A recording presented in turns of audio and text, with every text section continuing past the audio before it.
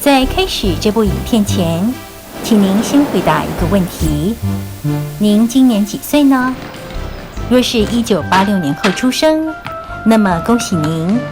您大大远离 B 型肝炎感染圈。就算您早于1986年生，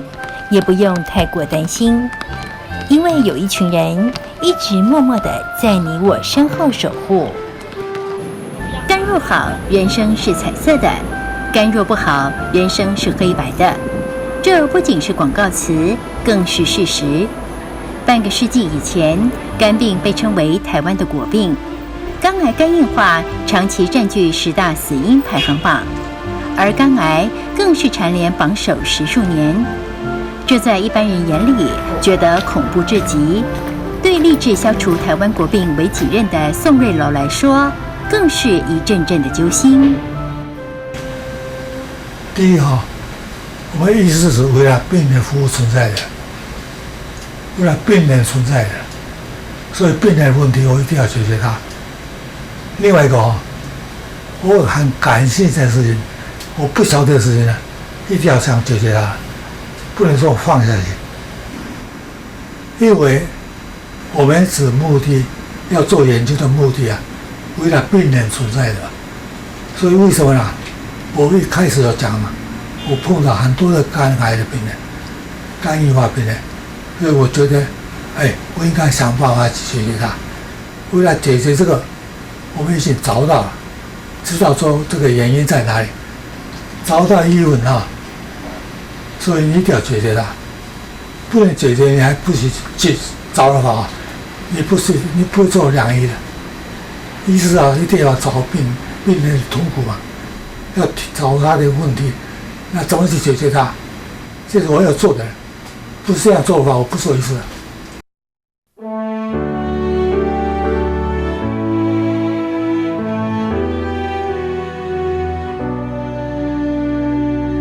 有台湾肝病之父称号的宋瑞楼，出生在医生世家，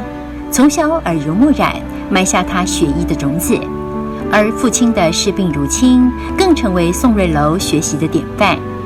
宋瑞楼开始肝病研究是在念台北帝国大学医学部时，从日籍教授研究报告中发现台湾人原发性肝癌多。台湾光复后，宋瑞楼在台大医院发现罹患肝病的病人更多，因此让他下定决心研究肝病。曾经有一项调查，台湾近90%的成人都感染过 B 型肝炎，其中的15%到20%会成为终身带原者，而带原者在日后演变为慢性肝炎、肝硬化或肝癌，是非带原者的150倍。由于肝脏是沉默的器官，出现明显不舒服时，往往已是难以收拾的局面。为了解决病人的痛苦，宋瑞楼很早就以实际的行动，要让台湾人远离肝病的威胁，因此积极投入临床研究。然而早期资源不足，始终难有决定性的突破。直到美国科学家布伦伯格发现 B 型肝炎病毒，解开了关键疑惑，国内肝炎研究可说是一飞冲天。宋瑞楼的肝炎血清研究界定 B 型肝炎的体液传染途径，更进一步发现本土 B 肝患者大多经由母体垂直感染。同时，若是在新生儿时就感染 B 型肝炎病毒，日后有90%的机会成为慢性带原者；学龄前被感染，约有25%会成为慢性带原者；青少年或是成人时期才感染，成为慢性带原者的几率则是在5%以下。为了从根本杜绝传染，宋瑞楼力推一项前所未有的创举，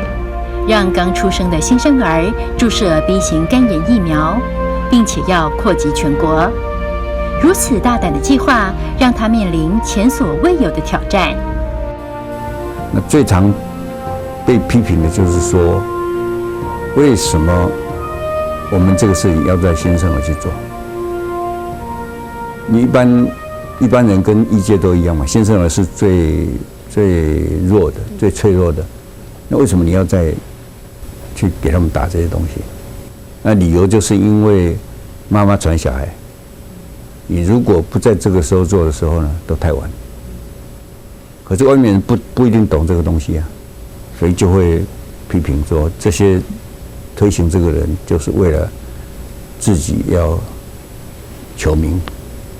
你要成名，就把台湾的小孩当作白老鼠做实验，这个是很严重的指控哦。所以我们开始做的时候，一有这个问题出来，那民众就会把那个 B 型肝炎防治的这个册子，有的民众啊，不是所有的，就会丢给卫生所，说你们这个害我们，为什么还要做？可是如果你了解这个传染的情形的话，你就不会有这种指控了。因为如果你到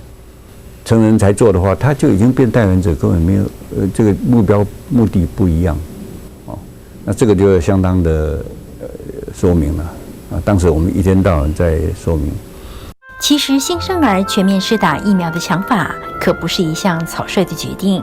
因为在计划提出的2年多前，同在进行肝病研究的美籍学者毕斯利团队以及荣总罗光瑞的研究团队，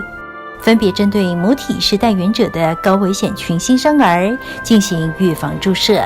同时也证实疫苗注射大大降低新生儿的病毒带原率。所以我最早是宣称，那么垂直感染最高的，就是你不给他预防注射，他几乎80%都要感染成 B 型肝炎。我说，既然注射能够传染，那跟不注射也没什么差别。我有这个想法，我们就选100个这个带源的人，E antigen positive 的，E antigen positive 表示他的病毒在身体上繁殖很频繁的。那么这样我们来做注射，那么结果我们的注射成功了，达到80%几。虽然这项试验是经过筛检后的孕妇们以及家属同意，毕竟史无前例，也引起诸多疑虑。为了降低争议，罗光瑞甚至带着女儿以身试药。我的女儿那时候才5、6岁，那时候我们就把我们的亲人，把我们的小孩，自己，我有个研究的李寿东，连我自己，我们都注射过这个疫苗。我们认为这个疫苗注射对人没有什么害处，结果证明了。小规模预防注射的成果，也让宋瑞楼更加坚信全面预防注射的必行性。宋瑞楼当时是卫生署肝炎防治委员会的主任委员，他的意见是政府做出决定的重要依据。在政府全力支持下，从1984年开始，针对 B 肝高危险群孕妇所生的小孩，免费施打 B 型肝炎疫苗。2年施打期后，1986年起，全国新生儿都必须接种 B 型肝炎疫苗。过去30多年来，我们计算过，大概我们国家曾经为了做这个事情，避免掉我们100万人的这个 B 型肝炎变带原者，台湾人。那一般在台湾的话 ，B 型肝炎带原者大概有1/4会死在肝硬化或者是肝癌，所以这100万人就等于什么？等于预防了以后差不多25万人的死亡。这个影响是很大。那也因为台湾做的最早，所以其他地方都在看，甚至我们也间接影响了美国的 B 型肝炎的预防注射。所以美国后来也是接种新生儿。当然，以后联合国也，当然我们进不了联合国，但是联合国一天到晚在台湾看台湾这个进展是怎么样，这个也是成就之一了。就现在想起来真的是不容易。全面施打疫苗创举至今30多年，数据显示，国内6岁幼童的 B 型肝炎带原率由10.5%降至0.8%以下。不仅有效阻断母婴垂直感染，同时也证实了透过预防注射可以有效预防肝癌。1993年，世界卫生组织正式将 B 型肝炎疫苗列入官方推荐注射的疫苗。这场漂亮的肝炎圣战，让台湾成为全球 B 型肝炎防治典范。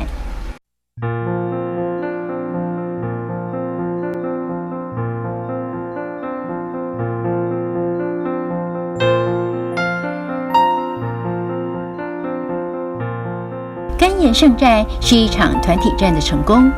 而宋瑞楼自己的仗未完待续。心心念念都是病人的他，不但是一个认真研究临床内科医师，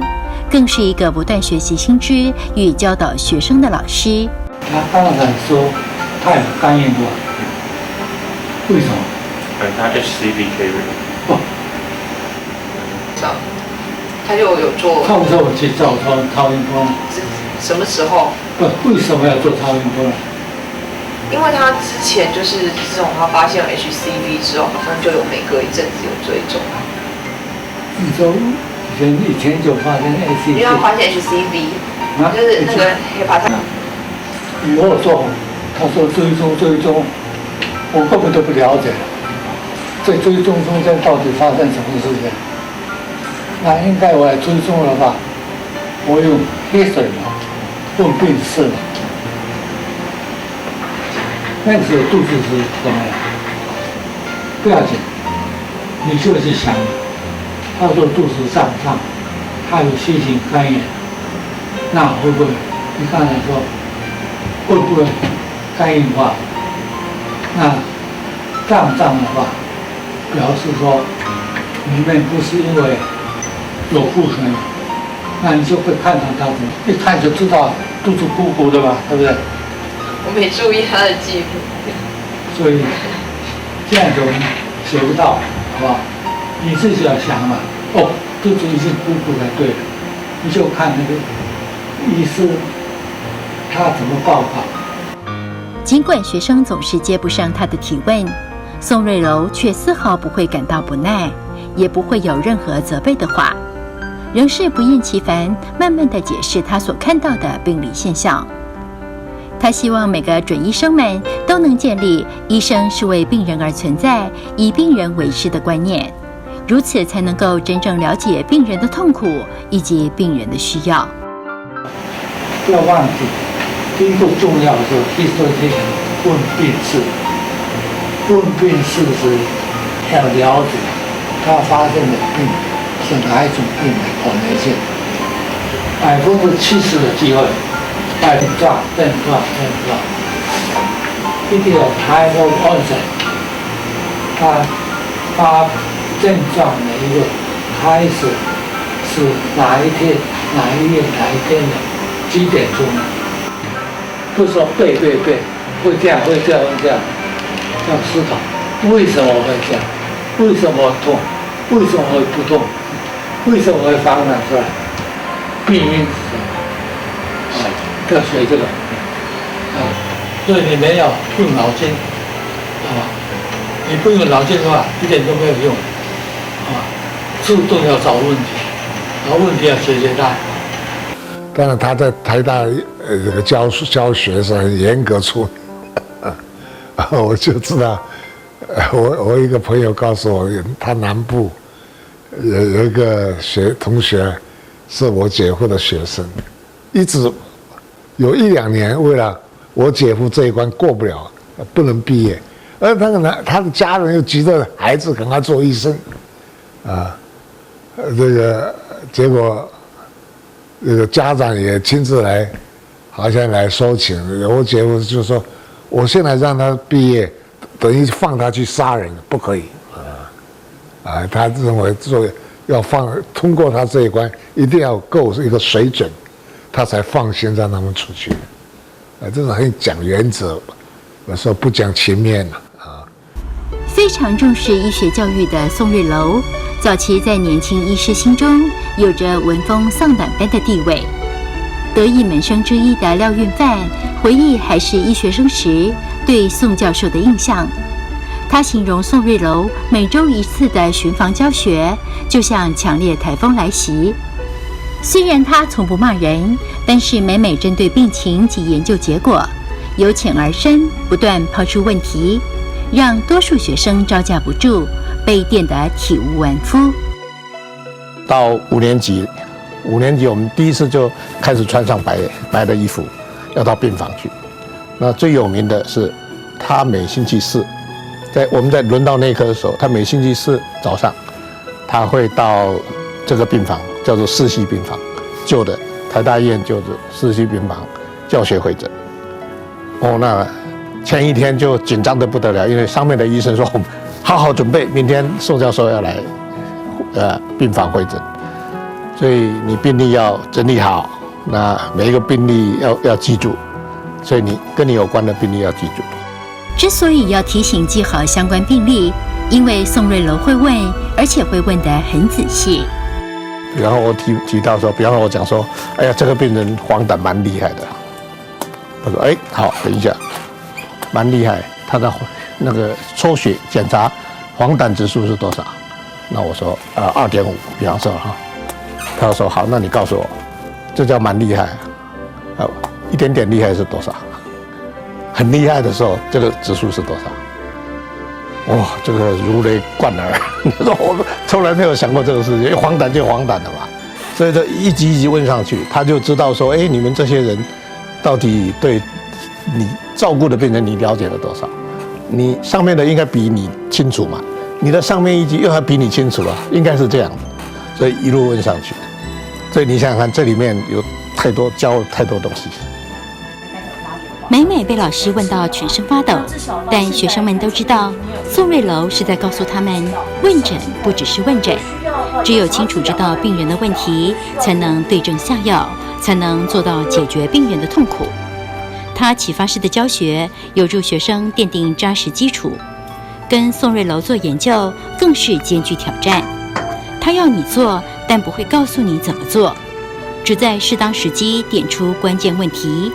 但答案你要自己去找。它是 open 的方式，可是我们会讨论说这个问题现在什么地方卡住，他不会去盯你说你今天做什么，明天做什么，不会，都要自动自发的。这个已经在大学里面了，不像小学生一样当然也有的老师是管得很严的，他不会，他大概就是跟你讨论一个大方向，是其他你自己台湾话的短进来，你自己要去解决这个问题，而且你自己解决问题也是等于你的自己的事业的一部分，你的学术生涯的一部分。陈定信是宋瑞楼另一个得意门生，跟着宋瑞楼近30年，两人的关系是师生，是工作伙伴，也是父子。他最特别的就是以病人为中心，什么事情都是病人第一所以他曾经当过内科主任当6年，他早上来第一件事情就是所有的内科的病房里面比较困难的病例或者是危急的病例，他会去了解，因为他也常常讲，医生是为了病人存在的。我想这一点是对于临床医师是蛮重要的。你的研究或者怎么样都重要，但都是中心都是病人。这点我想影响很多人，我想包括我在内。1982年，宋瑞楼当选中央研究院院士，是台湾第一位以临床研究成果受到学术界最高荣誉肯定的人。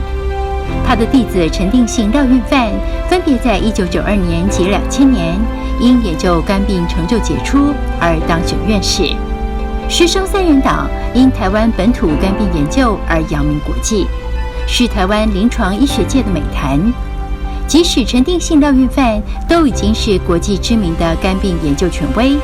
但从老师身上看到学到的，已成为他们一辈子奉行的圭臬。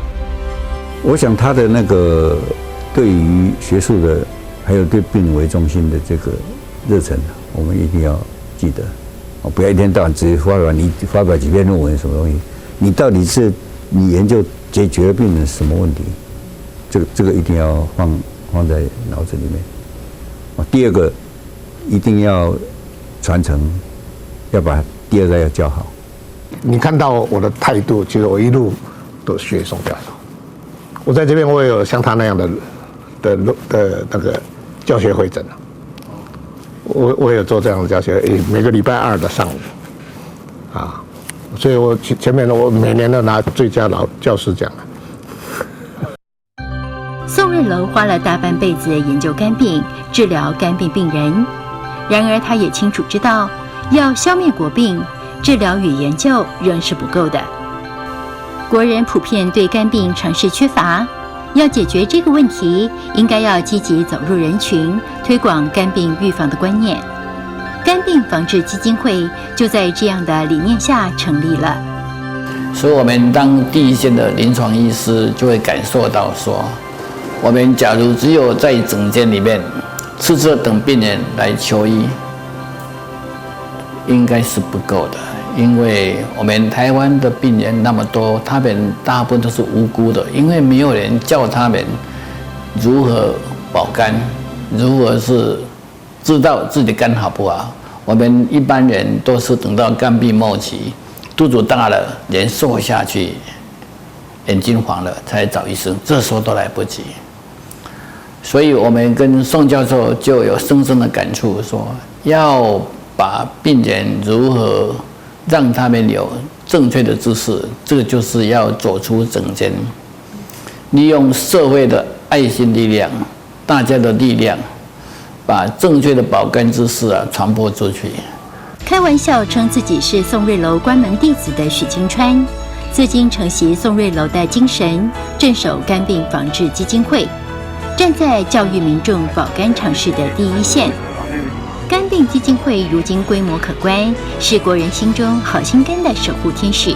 成功将保肝护肝的观念拓展到每个乡间角落。同时，在各界爱心人士的赞助下，成立自己的检验中心，引进精密的医疗仪器来提升检查的精准性，也让所有求诊的病人能够迅速完成检验，尽早得知检查结果，更快找到治疗方法，从可怕的肝病病毒手中拯救国人的健康。20多年前，许金川开始尝试如何以超音波检测早期肝癌，也就是透过腹部超音波的检查，得知小型肝癌体积倍增所需要的时间平均是117天。估算直径1公分的肝癌细胞长到3公分，最快4.6个月。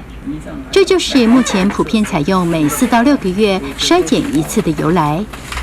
许金川是国内首位使用超音波做早期肝癌筛检技术的医师，但他也很谦虚，将荣耀归因于宋瑞楼的指导。宋教对我们来讲，因为我是他的闭门弟子了，我是他博士班的最后一届。实际上我跟他实际上直接的对话没有很多，实际上都是感受到的，而且很多都是在从别人身上听到的比如说他从来不会当面称赞你，但是他在不同场合会称赞说，我这个学生这方面做得不错，所以这个也是我们中国传统中国传统不会轻易在一个学生前面称赞他，因为他会有骄纵的心理，所以我们在他身上看到很多这个温良恭俭让，中国传统的美德，还有看到一个如何当一个好的师长一个好的医生，一个好的学者的榜样。我觉得以后大概几乎不可能有这样的老师出现。宋瑞楼受的是日本教育，套句现代用语，言行个性都很硬。他不太会当面称赞学生，但私底下提到这几位得意门生，讲着讲着就笑开了，内心的满意不可言喻。他也是一样，跟我一样他比我更厉害。他晚上不回家了，已经主治医师他不回家了比如说这个房子，他说你外面看有可以看有灯晚上10点钟有就这个房子，每个房子都没有灯就做一层才有灯你就知道陈天信这些都热心接受，你就知道要运患的他们都是这样就是来我们地方人都是那么热心的，所以他是我这才当做一个医师的蓝本。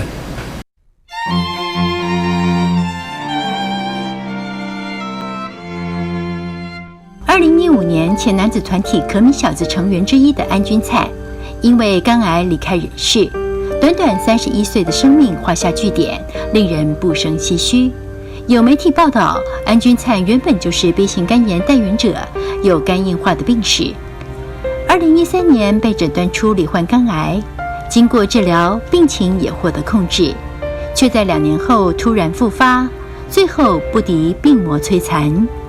过去几十年间，偶会听到名人因肝癌过世的不幸消息，像是广播 DJ 大胃王，他是 B 型肝炎带源者，但却没有定期追踪，后来检验出肝癌已是难以挽救的地步。还有摇滚歌手薛岳，他也是 B 型肝炎带源者，同样也是忽略了定期追踪，以为肝功能正常就没有肝炎发作的迹象，其实很可能在不知不觉间，肝癌细胞就已悄悄进驻，等到症状出现，往往为时已晚。根据统计资料，40岁以下年轻族群罹患肝癌，80%是 B 型肝炎所导致，而从 B 肝带源发展到慢性肝炎，大约需要10几20年，而慢性炎恶化到肝硬化得10到15年，从肝硬化发展到肝癌又是10几年。这就是医界所说肝炎病毒、肝硬化、肝癌3部曲的关系。如此推算，一个人若出生时从母体感染肝炎病毒，最快的话可能会在30多岁时肝癌并发。还记得前面所提到的新生儿感染 B 型肝炎病毒，日后有90%的机会成为慢性带源者吗？如今回头来看，当初为新生儿注射 B 肝疫苗，重要性不可言喻。从1986年全面施打疫苗至今30多个年头，而一出生便参与注射的年轻人，幸运的相较于上一个世代的人，可免于 B 肝威胁。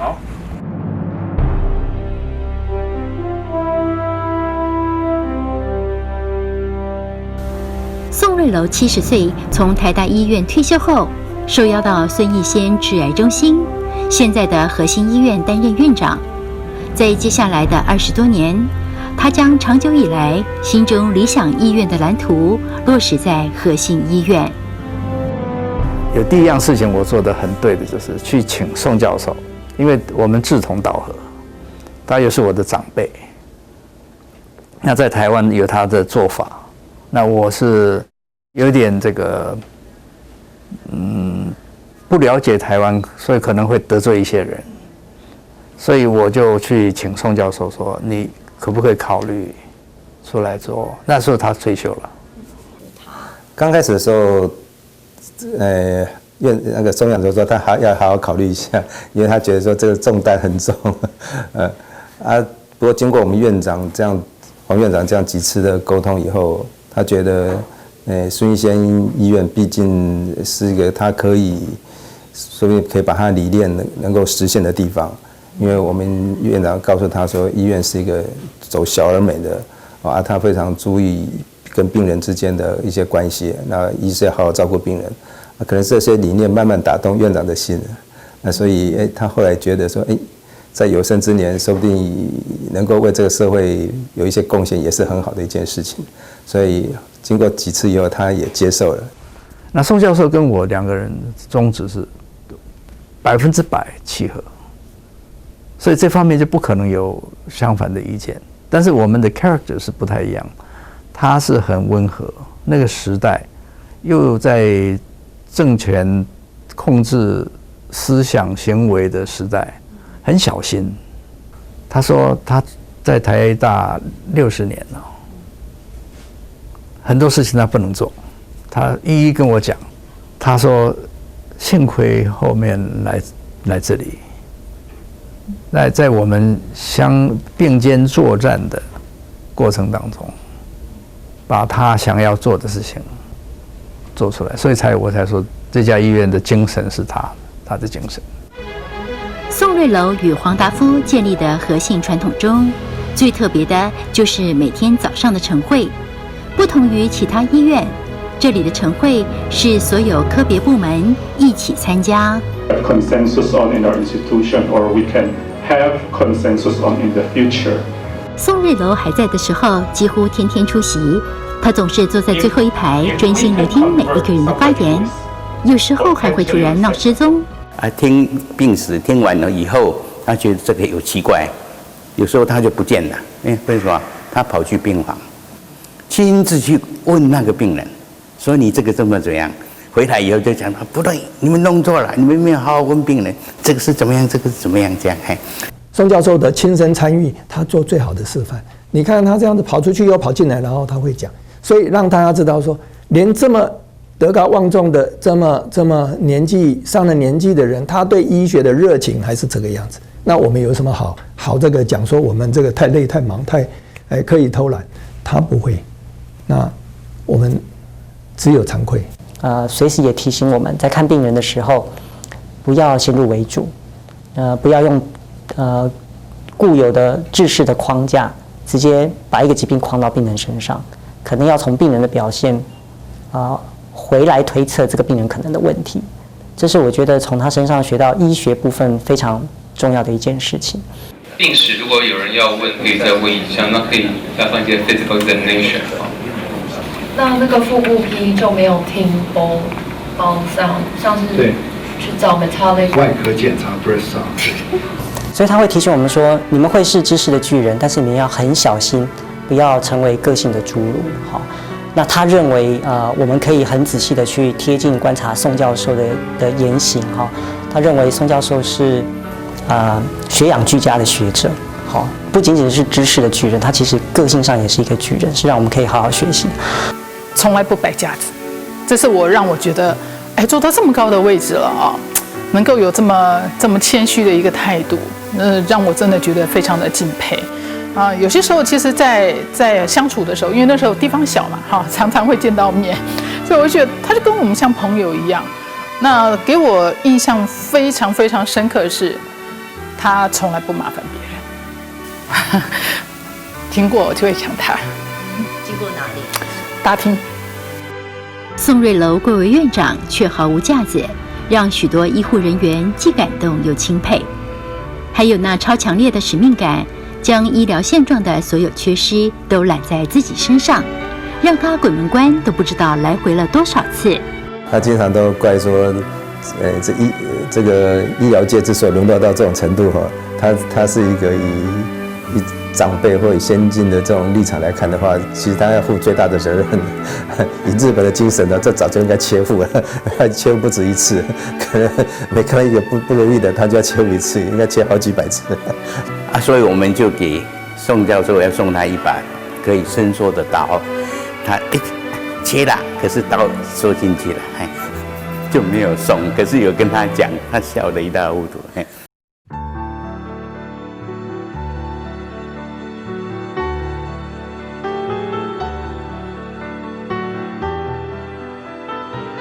一个成功男人的背后，一定有位伟大的女性。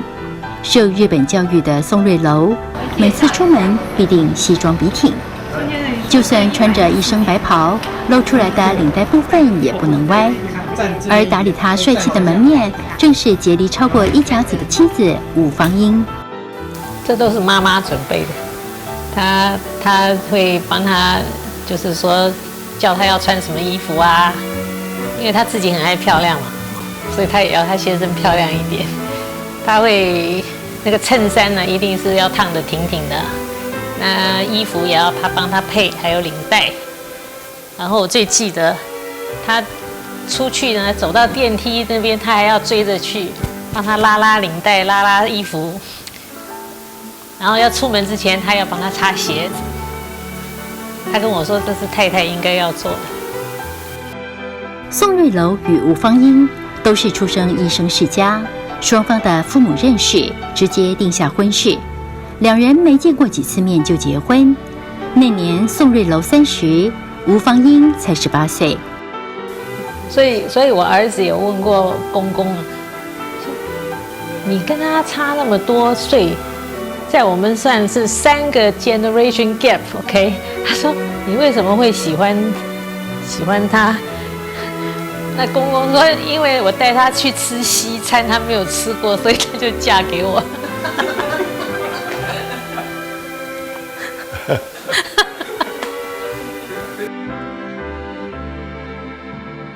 当他娶我姐姐的时候，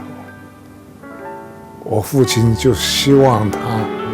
一定要坚持它往临床实验跟那个研究方向来着力，不一定要看很多的病人了啊。当然，这个是收入方面就没有一般的医生多，但是我父亲说，你要坚持这个理想，你有这个特质啊。至于金钱方面，我们娘家在支持你。我父亲确实对他们的这个财务啊帮了很大的忙。父母之命结婚，但是我发现了，他已经结婚等于是71年了啊，1年前，他们结婚以后那种恩爱、互相扶持的情况，令我们非常感动啊！彼此都把对方当作生命中最珍贵的事情，数十年如一日。我们家一向呢，妈妈是太阳，爸爸只是一个月亮，他就是晚上才回来。我们所有的事情都是妈妈在照顾，所以我想爸爸就是没有后顾之忧啦。不过呢，爸爸回来呢，是所有的女生都出来迎接他，他是很宝贝的呀。妈妈是把他照顾得无微不至。那我们3姐妹呢，也是爸爸就是对爸爸来，爸爸对我们来讲是像朋友，又像长辈，就跟着妈妈一起伺候他，所以他是很幸福的一个人。因为我们以前就是3姐妹住一个房间嘛，那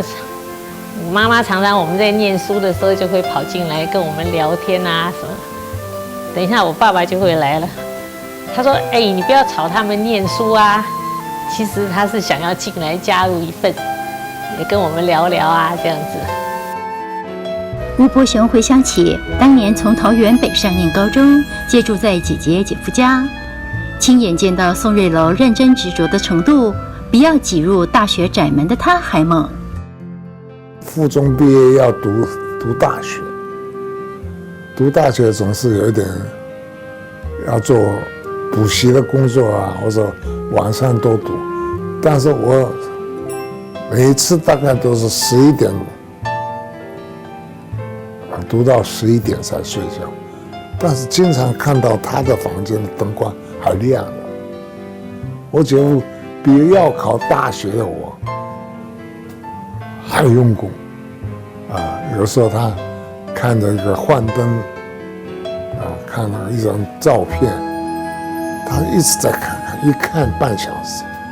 啊，我们看了这个有什么好看的啊？但是他一直好执着的，在晚上一直看到深夜才睡觉。早期传统的社会中，女性就是一辈子望着丈夫生活。其实醉心于研究的宋瑞楼一样很依赖妻子。所以有一次是夫人的父亲过世，夫人就是吴伯雄的大姐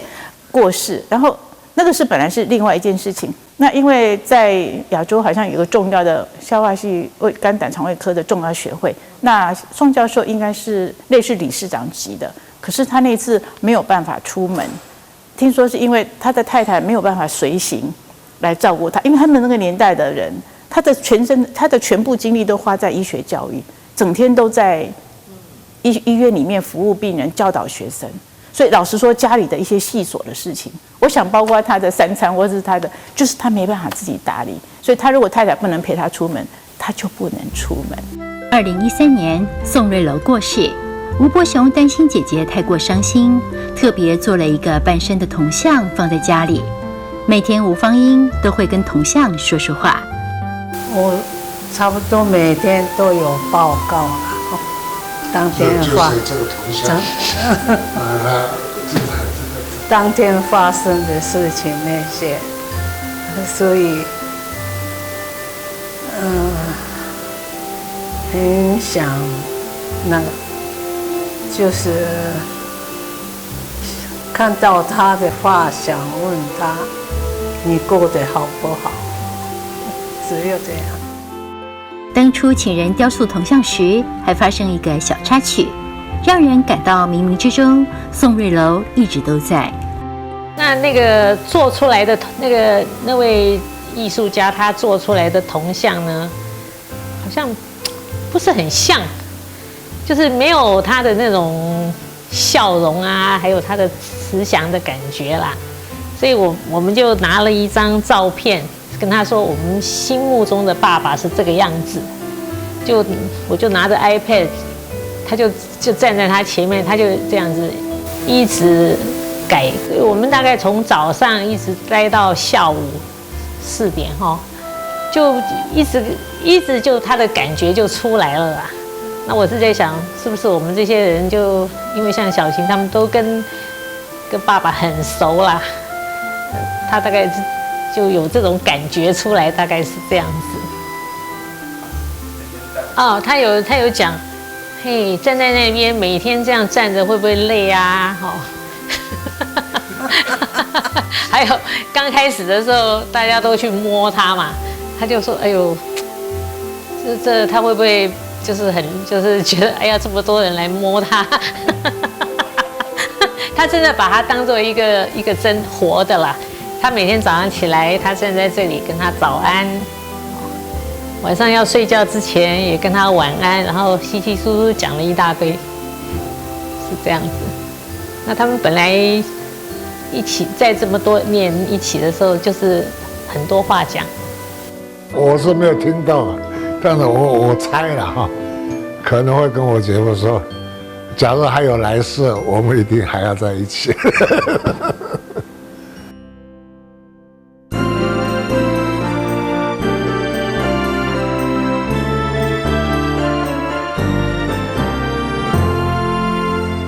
宋瑞楼从台大医院退休也70岁了，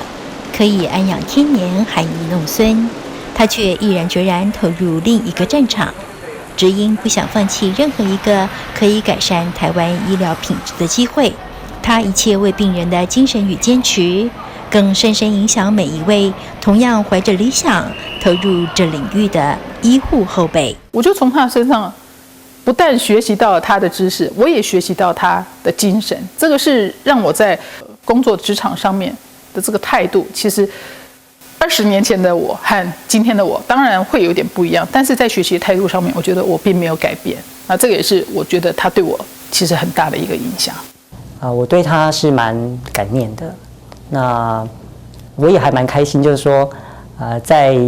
我住院医师的这个开始哈，进入到临床工作的这段时间，能够遇到像宋教授这样的医生，给我一个不同的视野，来看看医师教授能够有什么样的一个的风范嘛，所以还蛮开心的，也觉得自己蛮幸运的。觉得他那种心胸啊，或者他思虑之深哦，我觉得很令人敬佩啊，很值得学习。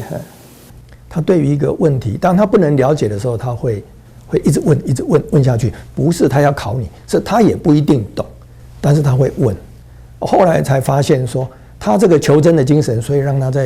在照顾病人上做得很好，让他在研究上做得很好。对宋教授对不起的就是他老人家还要跑来，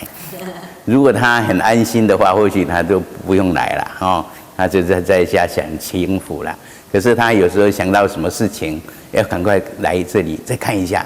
事情有没有达成，就这样。原则上，我觉得石松教授是很满意，尤其他在最后的这些时间贡献给核心，我们每个人都点滴在心头，知道说啊，宋教授，你的愿望我们就尽力帮你达成了。这家医院的精神是宋教授的精神，隔壁那栋15层楼的建筑是纪念他的，所以那个是教育研究到了。很多人都说，你为什么没有增加床数呢？大家都认为说，医院应该越盖越大。我们这个医院大楼是不变的，那一栋15层楼的是完全是教学研究。那所以要纪念宋教授，就是用那一栋楼。所以它代表我们这家医院的精神。曾有一篇文章这么说：回顾宋瑞楼的一生，他对台湾社会的贡献，除了医学技术上的突破，精神层面上的仁义风范，更是宋瑞楼留给我们最珍贵的宝藏。要把病人当成自己的家人看待，所以我们在他身上看到一个良医，一个典范，也是一个学者的典范，也是待人处事上也是我们学习的典范。我常常送这个笑他说：“哎，你像唐吉诃德，这个看到风车以为是魔鬼在跟他战，不过他就是有这个叫做坚持的方向，对的事情他会坚持。对。”医生致力肝炎研究与防治，将台湾肝炎的研究推上国际舞台。宋瑞楼2001年获颁国内学术界最高荣誉第1届的总统科学奖，不仅是肯定他在胃肠学及肝脏医学方面的研究，还包括教学上的成就。宋瑞楼这个名字，在过去数十年、未来数十年甚至100年，注定要与台湾肝炎画上等号。台大医院旧院区的7楼仍然能够找到宋瑞楼研究室，而这扇门虽然永远关上了，但宋瑞楼为台湾肝病研究打开的那扇门，却将永远开启。要做医师的法，必须要说我要为了病人存在，所以我要这样替了病人做事情嘛。所以大家有这个想法没有？那还是要这样做，你就必须要靠什么样的办法来？口水嘛，所以不是说经验的。现在做医师说很难了，在台湾了。有人问我了假设你有来设法，你想做什么？我说我想做医师。他说为什么呢？第一个，我过去找了很多问题解决它，但是我还留下了很多问题没有解决它，所以我应该要解决它的话，有来设法，我就可以再做这个研究了。